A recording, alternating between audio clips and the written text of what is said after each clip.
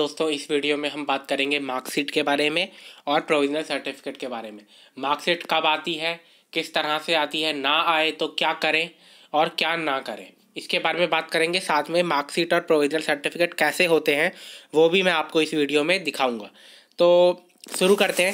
सबसे पहले आपको मैं मार्कशीट दिखा देता हूँ। ये मार्कशीट है और इसमें मार्क्स जो है आपके इस तरह से पूरे मार्क्स दिखाए गए हैं। इस तरफ इनरोलमेंट नंबर, एड्रेस, सब कुछ है। सर्टिफिकेट नंबर है, काफ़ी इंपॉर्टेंट होता है और यूनिक होता है एक।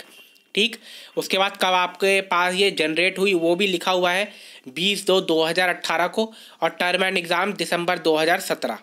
ठीक, उसके बाद मार्कशीट में आप देखिए कि सारे जो एग्ज़ाम्स हैं उनके असाइनमेंट्स के मार्क्स आपके पास चढ़े हुए हैं। जिस तरह से ग्रेड कार्ड होता है लगभग उसी तरह से ही पूरा आपका चढ़ा हुआ है। और उसके बाद फिर देखिए यहाँ पर इन्होंने लिखा हुआ है, इसको थोड़ा सा जूम करता हूँ मैं, 30% of assignments, 70% of term and examination लिखा हुआ है। और उसके बाद फिर इनको उसी हिसाब से इनको करेक्ट किया हुआ है। BSHF के जितने मार्क्स थे उसको 30% असाइनमेंट और 70% आपके टर्म एंड एग्जामिनेशन, और उस हिसाब से मार्क्स ऑब्टेन्ड बना दिए गए हैं। 100 में से 50 में से जितने भी मार्क्स हैं क्रेडिट के हिसाब से वो।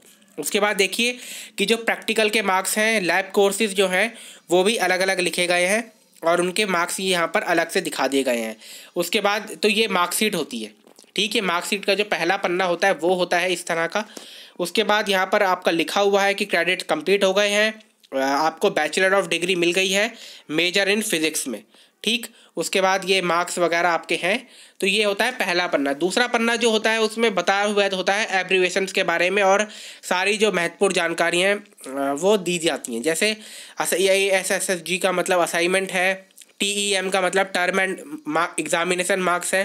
तो ये सब चीज़ें लिखी हुई होती है। साथ में यहाँ पर लिखा हुआ है फर्स्ट डिवीज़न जो है 60%, सेकंड डिवीज़न जो होते हैं 50% और 60% के बीच में, और पास कहा जाएगा 35 से 50% के बीच में। ग्रेड में भी जिनको कोई दिक्कत है तो वो देख सकते हैं कि 70% से अबव जो होते हैं उनको A ग्रेड दिया जाता है, 50% से 70 के बीच में B ग्रेड, और E ग्रेड वाला फेल होता है। यानी कि अगर किसी के E ग्रेड है तो वो फेल है।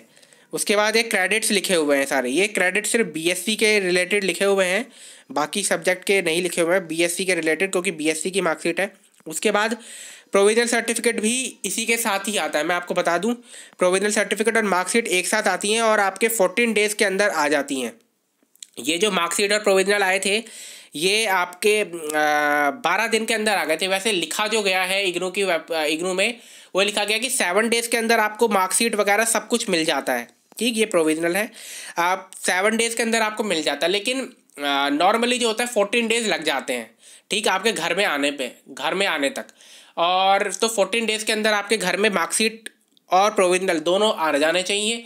और अगर ना आए तो आप अपने रीजनल सेंटर में कांटेक्ट करें। अगर 15 से 20 दिन हो गए हैं लेकिन आपकी मार्कशीट और प्रोविजनल नहीं आए हैं, आपने अपने सभी एग्ज़ाम जो है पूरे कर दिए और ग्रेड कार्ड में भी कंप्लीटेड स्टेटस लिखा हुआ आ गया, लेकिन अभी तक आपके मार्क्स जो है नहीं जुड़े हैं, तो आप अपने जो आपका रीजनल सेंटर है वहाँ पर जाकर आप कांटेक्ट करेंगे।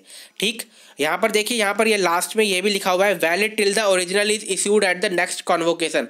कॉन्वोकेशन में जब आपको डिग्री मिल जाएगी, जब तक नहीं मिलती तब तक आप इससे काम चला सकते हैं, इस प्रोविजनल सर्टिफिकेट से। उसके बाद डिग्री मान्य होगी और जहाँ भी ज़रूरत होगी आप डिग्री दिखाएंगे।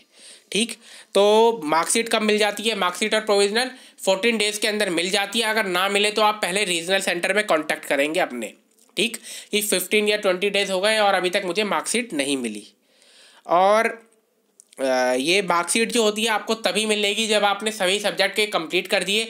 अगर एक भी सब्जेक्ट रहता है, उसका असाइनमेंट रहता है या मार्क्स रहते हैं, टर्म एंड थ्योरी रहते हैं, तो तब भी आपको मार्कशीट जो है, फुल मार्कशीट जो कंप्लीट मार्कशीट और प्रोविजनल नहीं मिलेगा। आपका सारे सब्जेक्ट कंप्लीट होने चाहिए, चाहे वो प्रैक्टिकल के हों, चाहे वो बिना प्रैक्टिकल वाले थ्योरी सब्जेक्ट हो, सबके सब आपके कंप्लीट होने चाहिए। इस वीडियो में इतना ही। वीडियो अगर आपको पसंद है तो वीडियो को लाइक कीजिए और ज़्यादा से ज़्यादा शेयर कीजिए।